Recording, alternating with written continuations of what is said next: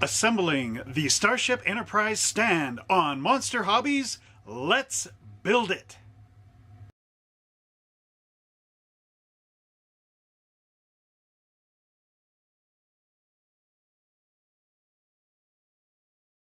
Hello everybody, my name is Trevor Ursulescu and I'm the owner of Monster Hobbies in High River, Alberta, Canada.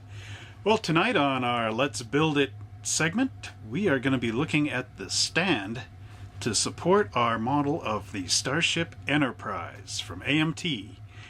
I know this isn't the most exciting build in our entire build-up, but it is one of the more important ones because without this stand, well, where is your ship going to go?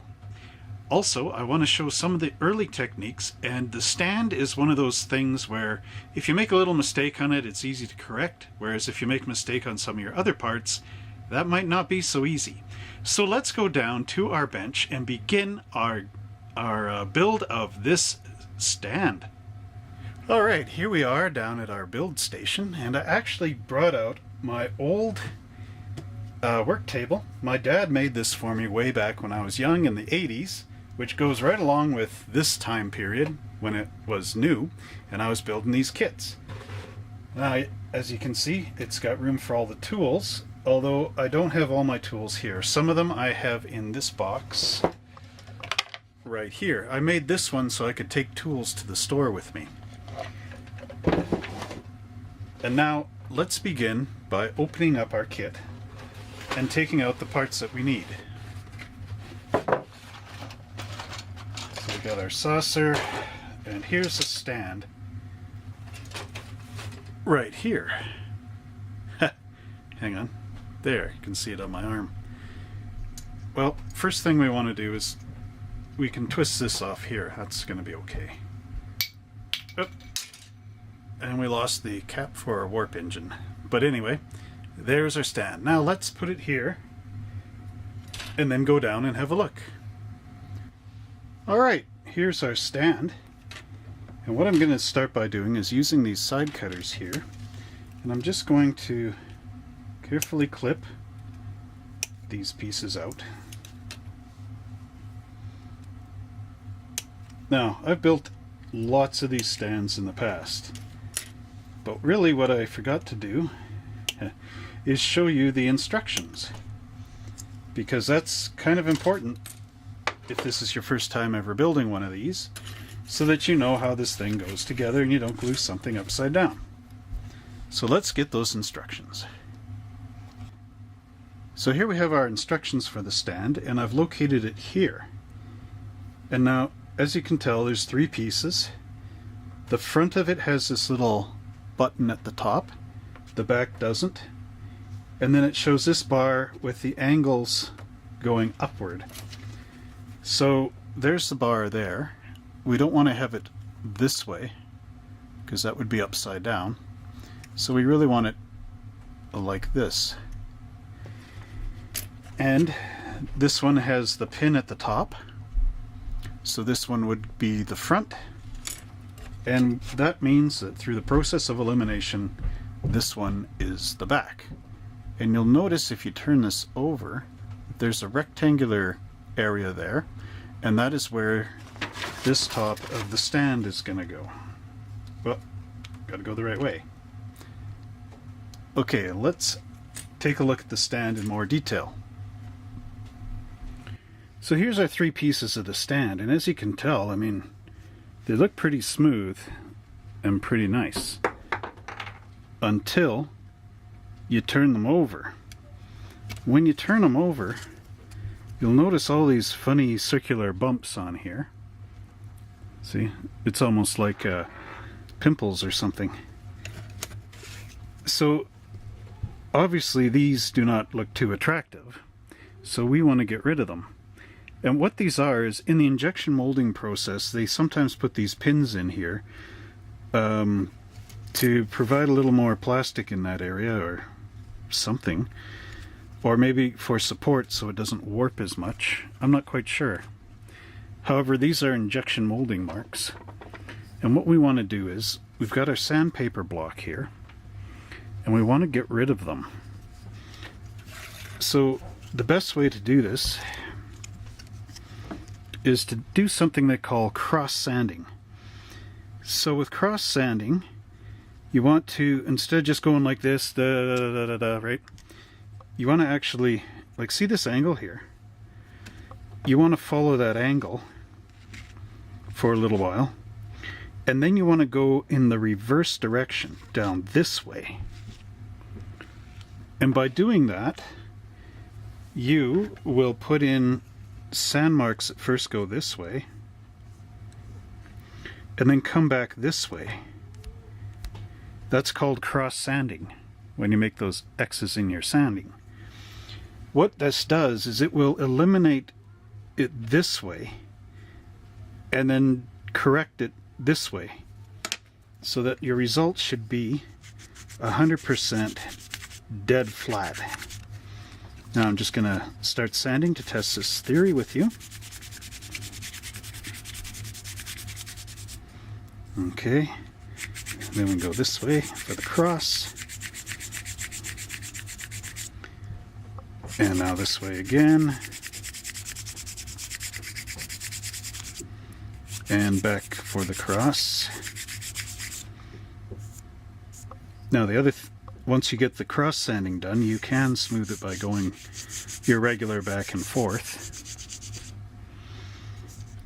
But now you can see that those bumps are completely gone and completely smooth. So the reason why I have this double-sided is now I'm going to take out the rough sanding marks with the smoother paper to make this a really nice smooth backing to our stand. And there you have it. So what I'm going to do now is I'm going to sand off the rest of these bumps, and I'm going to let you do that too at home, and then we'll come back and I'll show you some more on how to do the stand. Alright, there is our stand all sanded down. Now if you did it right, it should look just like mine, nice and smooth, no little surface bumps. And now the next thing is the bumps here where we cut it off the parts tree, those have to be dealt with. So what we can do is take our sandpaper here and just sand them off until they're nice and level with the rest of our piece here.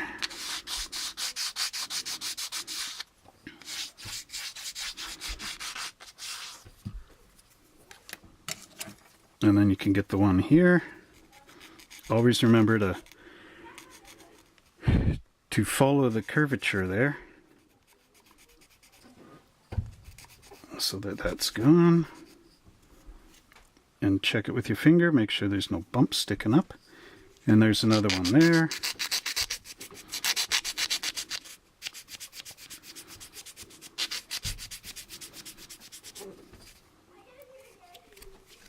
I can hear my kids upstairs. Okay, and there's that. And we got this one.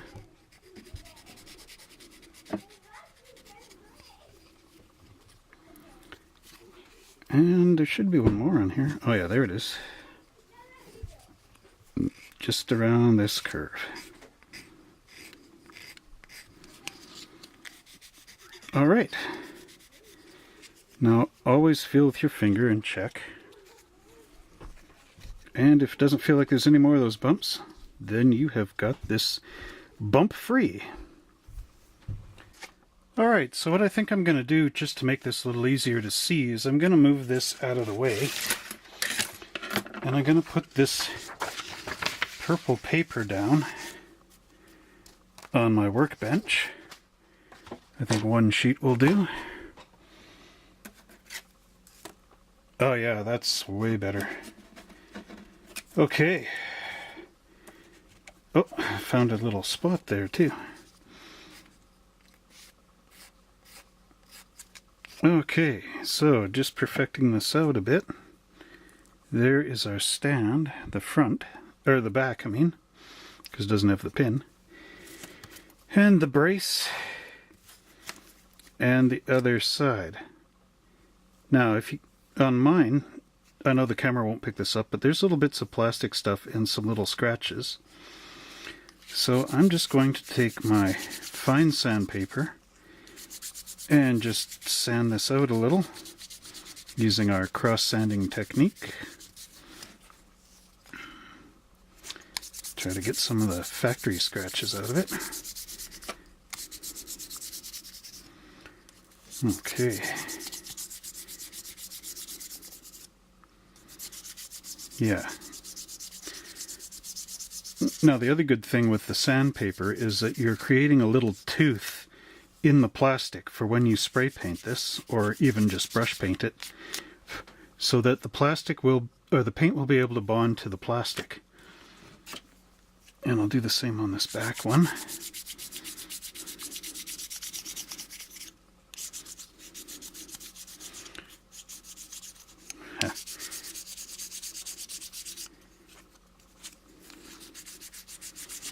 And there we go.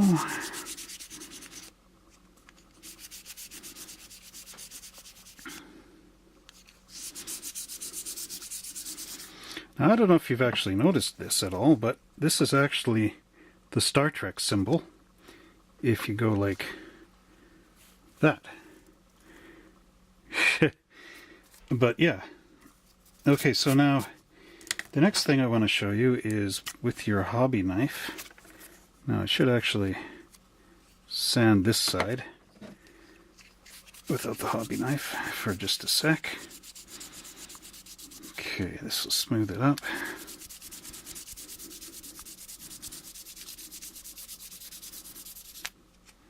Alright, so now the final bit to our preparation of these parts is if you rub your finger this way, you can hear it, eh?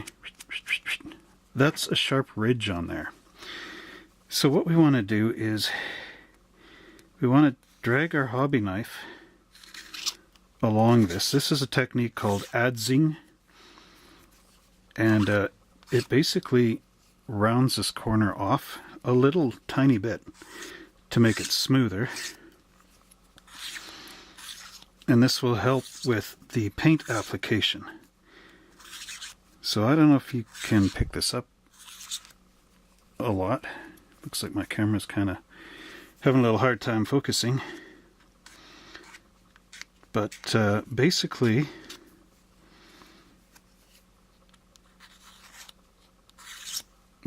what I'm doing here is I'm going to use my finger here. So there's my finger. And we're just going to pretend this is a blade. So if you look, you can see the knife is coming along at that angle. And then I'm going to roll it like this. Move it across. And then like that. So that you get a rounded edge instead of a square edge.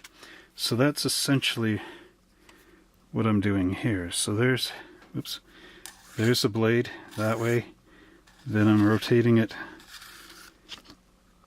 and like flat along this way, a rotation, final rotation.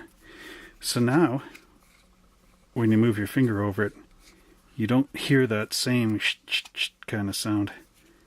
And if you do, just give it a little more. So there's that. And I'm gonna let you guys do the triangular pieces, and we'll get to gluing this thing together right after we do these ones. Alright, so now we have our three pieces, and they have been sanded down on both sides, and they've been adzed on the edges to make the edges round. And one thing I'm going to say, final thing about adzing, is that if these had that sharp edge, the paint doesn't like to stick to sharp objects, so it'll actually drip off of that and leave like a ridge line. So by adzing this and making it round, we allow the paint to stick on a curve, which is a lot better for it. So now I'm going to pretend that this is 1983, and we're going to use our old Testors model glue, the tried and true. Now I know some better stuff has come on the market since that time, but this stuff still works, so why not use it? So what I'm going to do is carefully get some glue out and go along this edge. And now, do you remember which way this is supposed to go? Up or down? Well, it's actually supposed to be like this. So there is the back of our bar. And now we'll put a bit of glue to the front.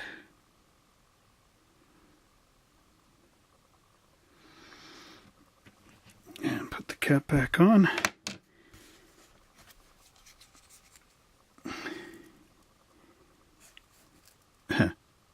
And now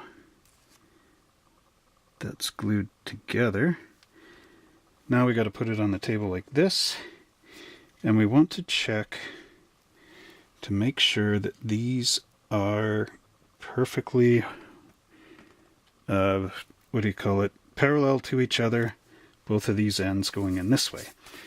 Now, really, in order to do that, we should move the camera. Alright, so in order to see this better, I've actually taken the camera off the tripod. And now, if I move this over, you can see that I've pretty much got these parallel to each other. Although it does look like they're sloping a bit forward on the one side, but it's not really the case. And that's how you'd want your stand. Perfect 90 degree from that pole, which should be a 90 degree right there and a 90 degree right there. And that would make it perfectly parallel. So here we have the fully assembled Star Trek Starship Enterprise stand, and these angles are in perfect parallel arrangement to each other. And now the instructions say that you can paint the stand black, although you don't really have to paint the stand if you don't want to.